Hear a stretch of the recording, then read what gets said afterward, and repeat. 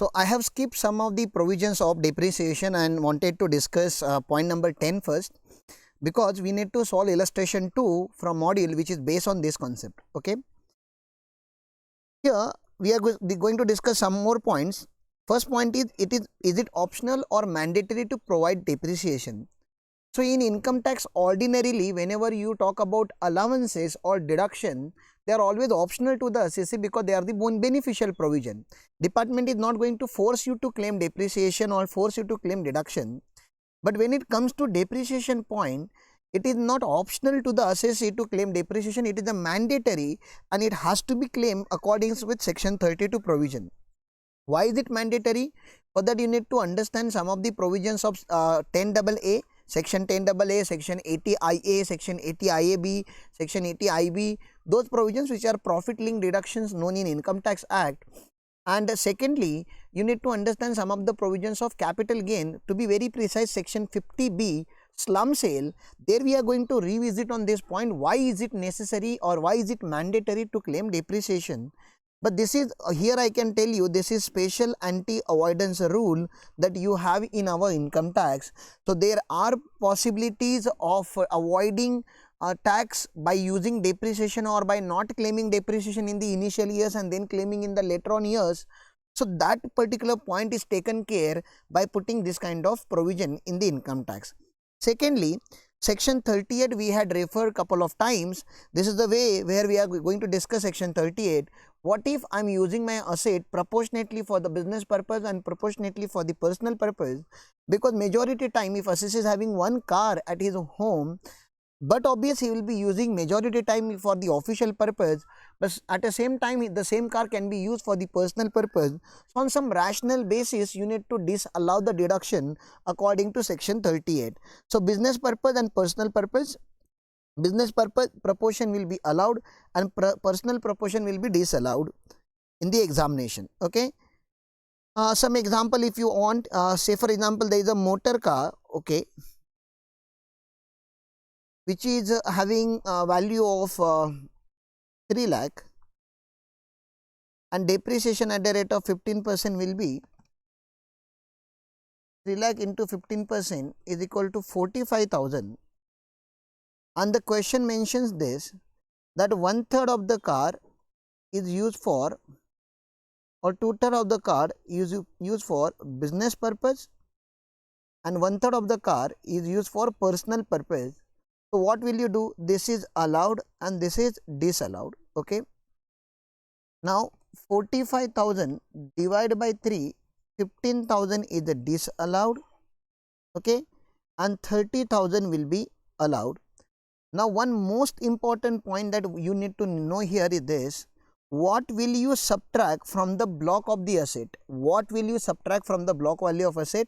45,000, 30,000 or 15,000. So what should you subtract from the opening block? You know, opening WDV, then we add purchases, then we subtract sales, then we have the closing WDV.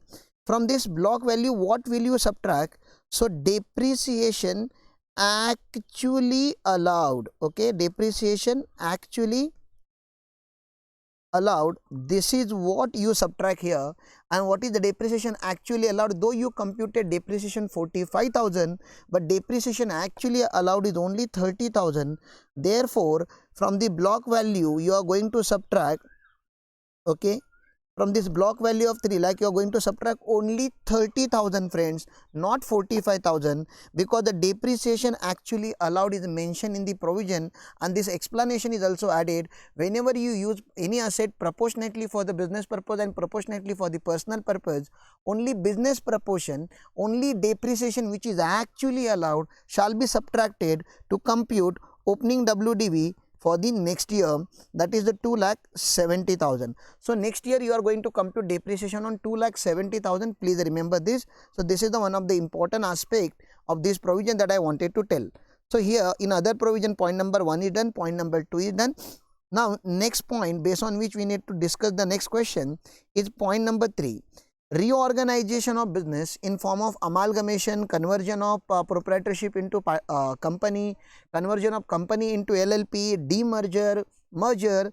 So these are the points that we are going to discuss. So what happens usually in amalgamation, okay, first 9 months, say for example assets were with A Limited, first 9 months assets were with A Limited, and next 3 months assets were with B Limited, okay. Now B Limited is amalgamated company and A Limited is amalgamating company. In easier term we call it vendor company and purchasing company. So who will claim depreciation in the previous year 1920? That was the question which was asked. So the provisions of income tax law clearly tells us that depreciation should be given on a proportionate basis to both the assessors who had used the asset in the previous year. Okay, so for 9 month asset was used by A Limited and for 3 month asset was used by B Limited. Okay, the similar chapter that you might have studied in your academics accounts, PPI, this chapter is there in accounts if you remember. Okay, profit prior to incorporation. In profit prior to incorporation, what you do? You divide your whole P&L account into two parts, pre-incorporation and post-incorporation. Okay, and you divide all the expenses by using two ratios. Can you tell me those are two ratios? Yeah, one is sales ratio and another one is time ratio. Perfectly. So marketing expenses you divide on your time ratio, sales. So marketing expenses you divide on by using sales ratio, commission you divide by using sales ratio, audit fee you usually divide by using time ratio, depreciation very precisely you use time ratio to divide depreciation into pre-incorporation and post-incorporation. So there you would have used the ratio of 9:3, in simpler term it is 3:1, okay, because there you use the ratio of number of months.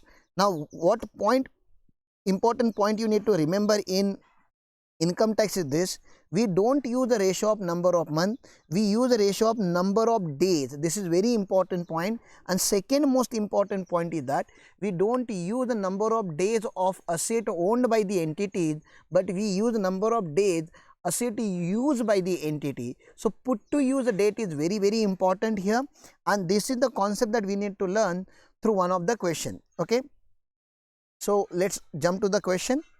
Is illustration 2 given by institute.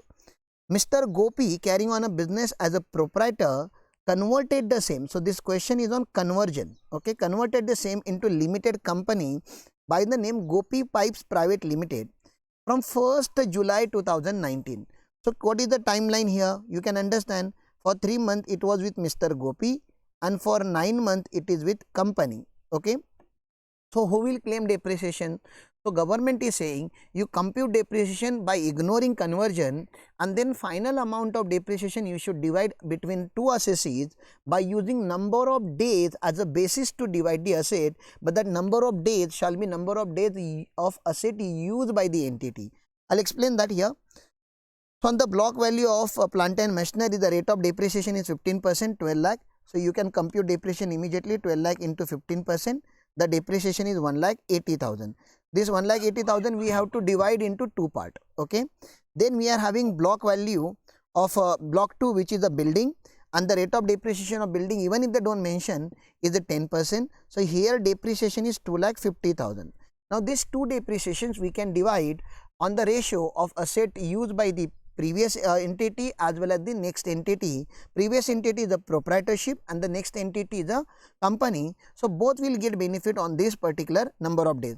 Can you count number of days from 1st April to 30th June? So in April month we are having 30 days, in May month we are having 31 days, then we are having June 30 days.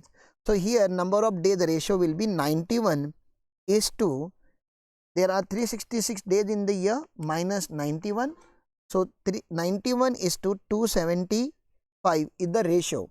So 91 days depreciation will be given to the proprietorship concern, that is Mr. Gopi, and 275 days the depreciation will be allocated to Gopi Pipes Private Limited. So this is what you need to understand. But look at this, this question was very easy so far as this much data. This is the twist in the question that they are mentioning. The company Gopi Pipes Private Limited acquired plant and machinery in December 2019 for 10 lakh. Now you need to know this. First of all, here we will get a half depreciation because this is the asset purchase and put to use in the second half of the year. Secondly, this machinery was purchased and used only by Gopi Pipes Private Limited, which is a company. So, will you allocate depreciation on proprietorship and company or only company, friends? So, by using your general knowledge also you can tell me, by using your common parlance you can say the depreciation should be available only to the company, because it's a company who had used this asset, proprietorship has not used this asset, this is a new asset. One more thing you need to remember, I told you that a half depreciation is eligible on this asset. Next, it has been doing business from 1st July 2019. This is also important date. In this question it's not that important, but in some other question ICAI may twist this date. Now here luckily this date, please understand, this date as well as this date is the same. Okay.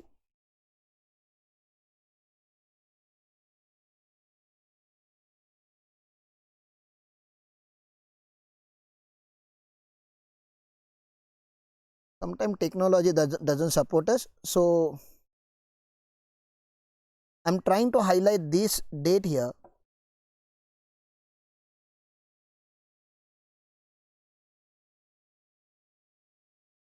Praleen, highlighter is not working. What can I do with this? Okay, we'll see later on.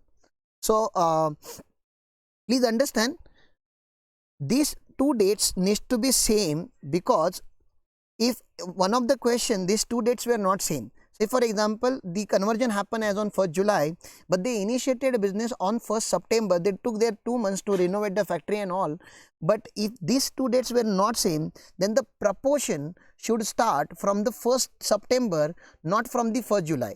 Here the total is equal to 366. It was easy to do because the company and proprietorship were continuing doing business. If it wasn't continued, say for example they had started business on the 1st January instead of 1st July, so we will just compute 1st January 31 days, Feb 29 days and March 30 days. So we will get the ratio of 91:91. Please understand this. Okay.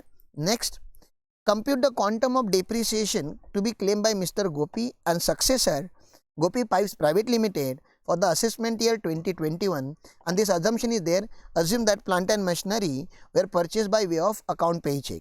And one note they are saying here to ignore additional depreciation, because by looking at the name it looks like a manufacturing entity, but nowhere it is mentioned that it is a manufacturing entity. It can be a trading company as well. So they are asking us to ignore additional depreciation and focus only on basic depreciation.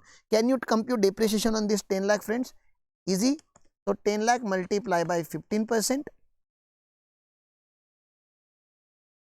10 lakh multiply by 15% is 1,50,000, but because we need to compute half year depreciation, the depreciation on this 10 lakh will be 75,000, okay, which will be given directly to the company. Look at the allocation done by the answer. So on the first 12 lakh the depreciation is 1,80,000, and then on next 25 lakh depreciation is 2,50,000.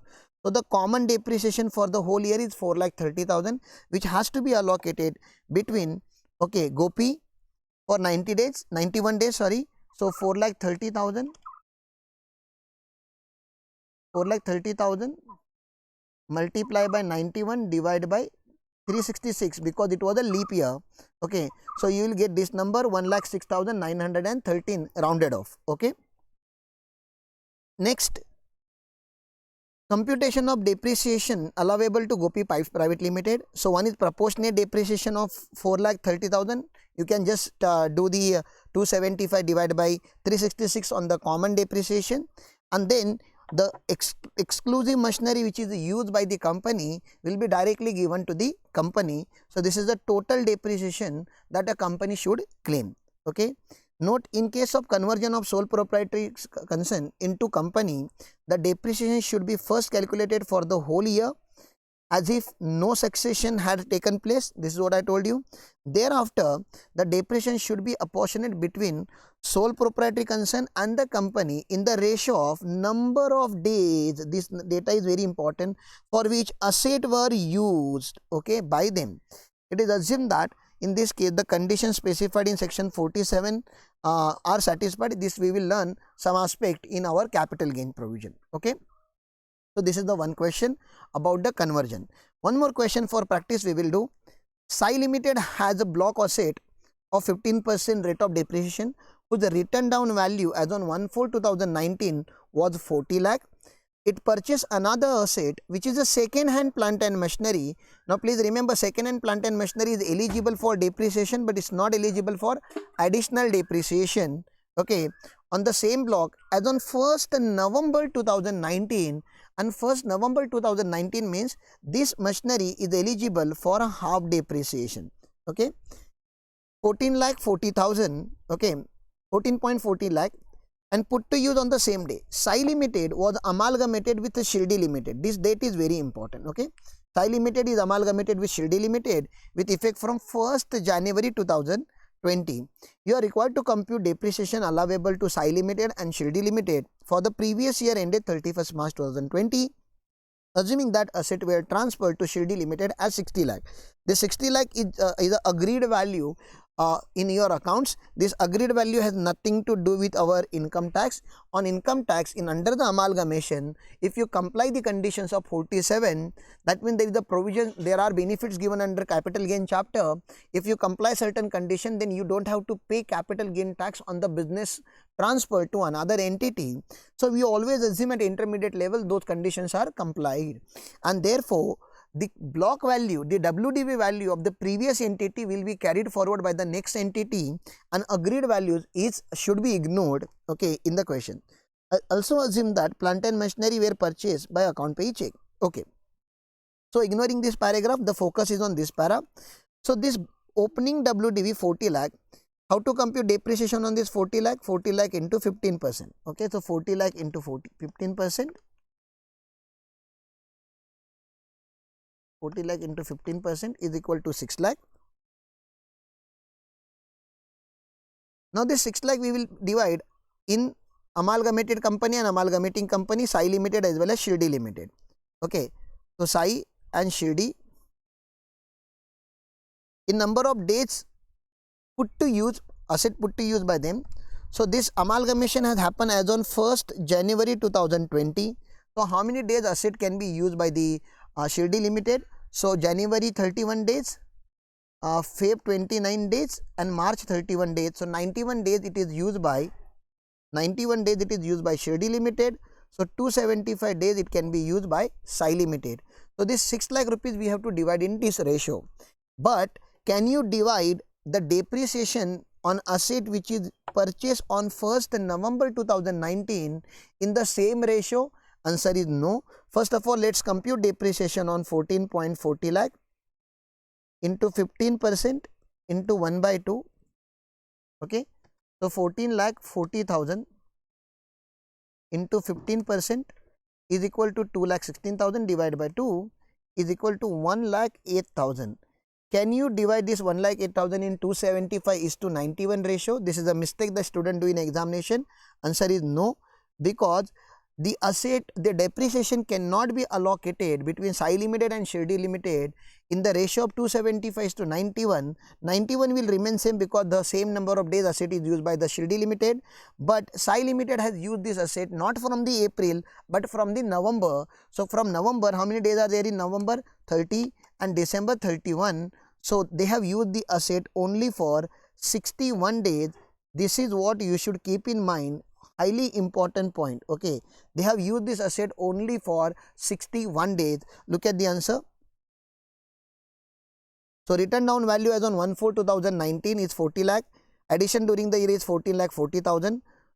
The depreciation on 40 lakh will be 6 lakh rupees and depreciation at the half rate is 1 lakh 8,000. So total depreciation is 7 lakh 8,000.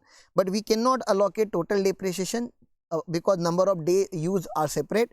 So here the ratio is 275 divided by 366, but this is very important. This is the risk area, okay, where the allocation happened by using 61 days divided by 152. How do we get 152? So 61 plus 91, this is how we apply ratio, that is equal to 152. Okay, so this is the total depreciation which can be claimed by the Sai Limited, and amalgamated company, which is the Shirdi Limited, will get 91 divided by 366, and this is 91 divided by 152. So this is what you should remember. Calculation error happens usually in the second part, okay. So that should not happen. Please keep it in mind, okay. Look at this. The aggregate deduction in respect of depreciation allowable to amalgamating company and amalgamated company in the case of amalgamation shall not exceed, in any case, the deduction calculated at a prescribed rate as if amalgamation had not taken place.